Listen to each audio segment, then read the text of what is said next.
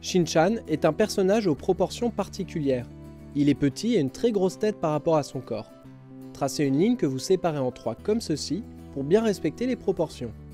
On commence par dessiner la tête.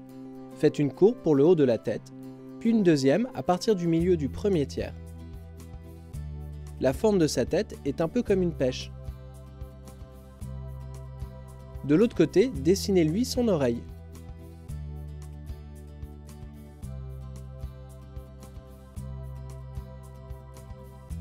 Puis finissez le trait horizontal du bas pour finir la forme de sa tête.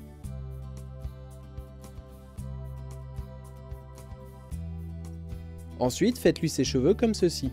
Ils sont très courts sur le haut du crâne.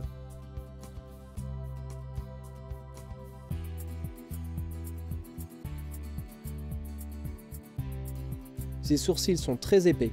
Ici, pour l'expression qu'on va lui donner, ils vont avoir une forme d'accent circonflexe.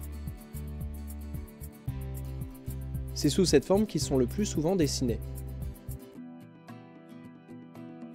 Pour ses yeux, faites 2 demi-cercles comme ceci.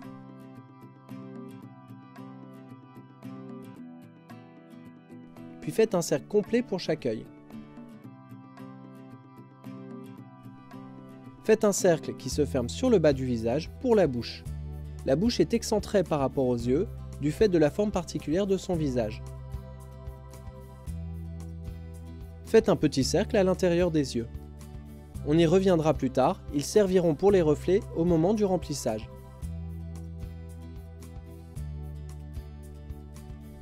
Les enfants dans Shin-chan n'ont pas de cou, donc son corps part directement de sa tête.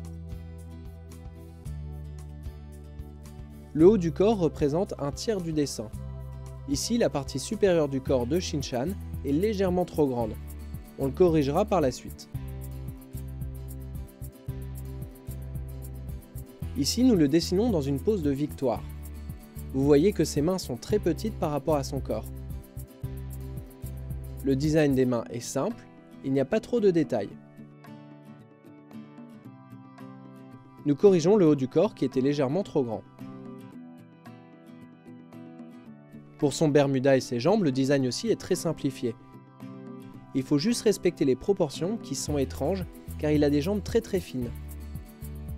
Les jambes partent du centre du Bermuda. Il a des chaussettes qui montent assez haut et la forme de ses chaussures est toute simple. Maintenant, nous allons faire le remplissage. Pour le remplissage et les contrastes, la vidéo est en accéléré car il n'y a pas de technique particulière. Mais vous pouvez toujours voir que les traits de Shin-chan sont très simplifiés et que même s'il est un personnage original, il possède ses propres proportions à respecter.